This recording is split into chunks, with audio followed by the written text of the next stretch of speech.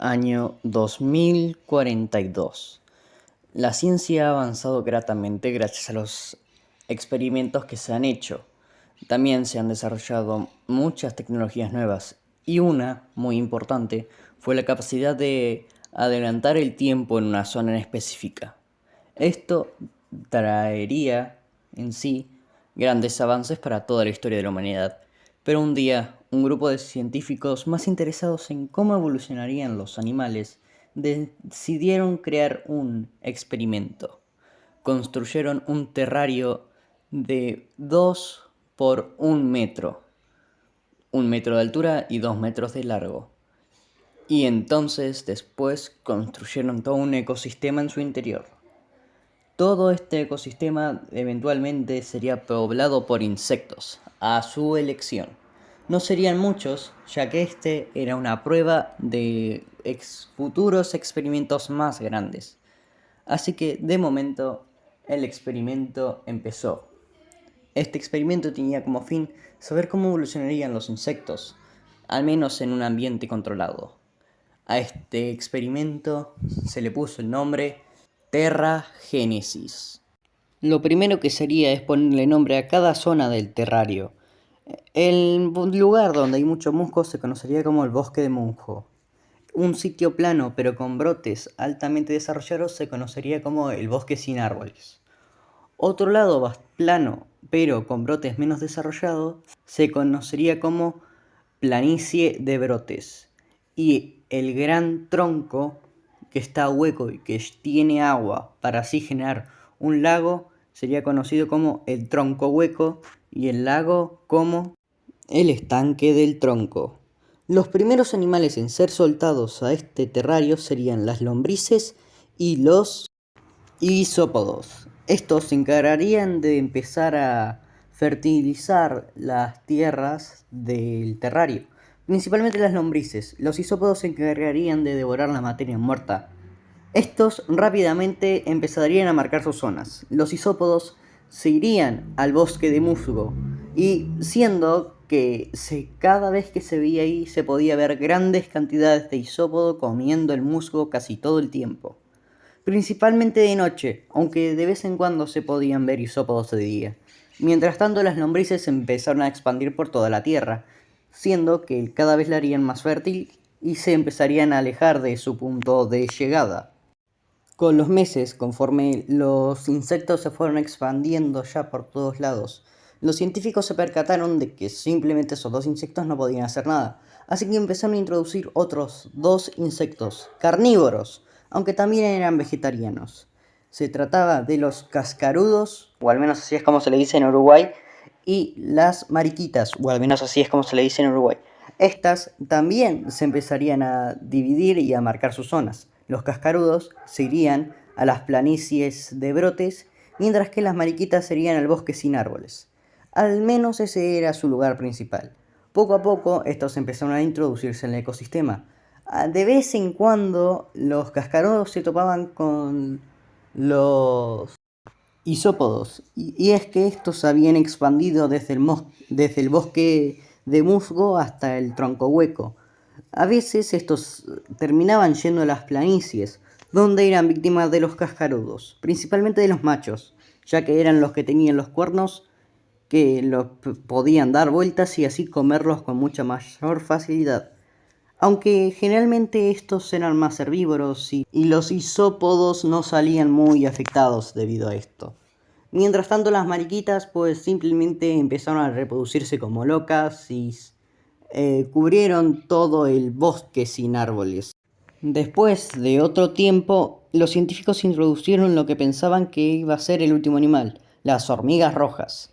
Esta fue introducida, era una hormiga voladora, siendo que después se convertiría en una hormiga reina, lo que permitiría el crecimiento de una colonia al menos. Esta rápidamente iría a una cueva que se encuentra entre el bosque de musgo y el tronco hueco.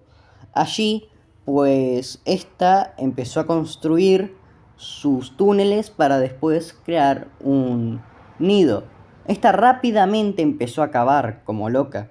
También otra cosa que notaron los científicos es que los isópodos Ponían cada vez más huevos y más frecuentemente, posiblemente debido a que el clima era bastante cálido dentro del terrario. Pero al percatarse de esto, los científicos entraron en pánico. Se dieron cuenta de que si no ponían un depredador insecto en este ecosistema, pues pronto todo sería el demonio. Y es que si bien había algunos animales carnívoros, eran principalmente herbívoros, lo que no hacía nada para regular la cantidad de herbívoros de todo el terrario. Así que los científicos tuvieron que pensar y al final de mucho tiempo decidieron introducir a la araña Ophiocobius navus, una araña pequeña y que no creían que pudiera hacer tanto caos en este terrario. Qué equivocados que estaban. Para que se hagan una idea, la mayoría de los insectos en este terrario estaban acostumbrados a no tener grandes depredadores o depredadores que los cazaran específicamente, siendo solo los isópodos que vivían en el tronco hueco que tenían que preocuparse de que no los comieran los cascarudos, aunque tampoco era mucho problema. Pero gran población de estas arañas fue introducida al terrario y rápidamente se expandieron por todos lados. Principalmente se fueron hacia el tronco hueco y al bosque sin árboles. Y es en el bosque sin árboles donde se desarrolló una gran guerra, la primera gran guerra de todo el terrario. Mariquitas contra arañas. Las mariquitas se podían defender, pero las arañas, aparte de que muchas fueron hacia ese lugar, también tenían la ventaja de tener mandíbulas más fuertes y sus redes, que capturaban a las mariquitas y que de vez en cuando podían comer a sus larvas. Así que las mariquitas perdieron esa guerra prácticamente al iniciar, y estas tuvieron que emigrar y abandonar su hogar principal. Todas se fueron a distintos lugares. Algunas se fueron a las planicies de brotes, otras se fueron al bosque de musgo y otras se fueron al tronco hueco. Para que se hagan una idea, las arañas acabaron con un cuarto de toda la población de mariquitas que había en el terrario. Y se dividieron en tres. Y un tercio de esas mariquitas se extinguió debido a que se habían ido al tronco hueco. Y ahí es donde estaban más arañas esperándolas, donde terminaron muriendo todas. Pero algunos que salieron menos afectados por el ataque de las arañas fueron los isópodos, siendo que gracias a su caparazón se protegían de los ataques de las arañas. Cosa que, bueno, molestaba un poco a las arañas, pero tampoco era mucho problema. Sitios donde no pudieron expandirse mucho fue en las planicies de brotes y el bosque de musgo. Las planicies estaban protegidas por los cascarudos, siendo que inconscientemente estos a la vez defendían a las mariquitas de los ataques de las arañas. Estos tenían más defensa, eran más grandes y eran bastante más difíciles de matar. Así que las arañas rápidamente desistieron el ataque a esta zona y se fueron. En el caso del bosque de musgo fue más complicado debido a la Segunda Guerra y la más longeva de todas, las arañas contra las hormigas rojas. Estas impedían el avance de las arañas, que si bien podían avanzar y de hecho algunas se lograron colar al bosque de musgo, eran muy pocas a comparación de los otros lugares. Así que muchas arañas desistieron a avanzar a esta zona y se fueron hacia otros lados, pero algunas lograron colarse. En el bosque de musgo era el sitio más tranquilo para las mariquitas, siendo que no tenían que preocuparse muchos depredadores ni tenían que preocuparse por competir por la comida, ya que los habitantes de ese bosque tampoco eran muy exigentes y bueno, había la suficiente comida para estos dos. Aunque las arañas de vez en cuando se iban y mataban alguna que otra mariquita y algún que otro animal. Tras la expulsión de las mariquitas, las arañas se apoderaron por completo del lugar. En cambio, en el tronco, estas empezaron a desarrollar una relación parasitaria, entre comillas, con los animales de ahí. Resulta que estos cuando comían dejaban huecos en el tronco, que eran perfectos para las arañas para poner sus huevos. Entonces estas iban y expulsaban a estos animales de esos huecos.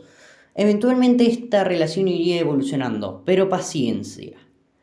En cambio, las hormigas tendrían un gran avance, siendo que en algunos meses harían un hormiguero bastante grande, cosa que impresionaría bastante a los científicos y, sinceramente, los dejaría fascinados con cómo estas hormigas habían empezado a evolucionar en este entorno. El claro golpe que hicieron las arañas, si bien disminuyó gran parte de la población, pues los científicos estaban agradecidos con estas, ya que si no, todos los animales hubieran ido al demonio debido a que las plantas irían desapareciendo. Los animales prosperaron y van a seguir así durante mucho tiempo.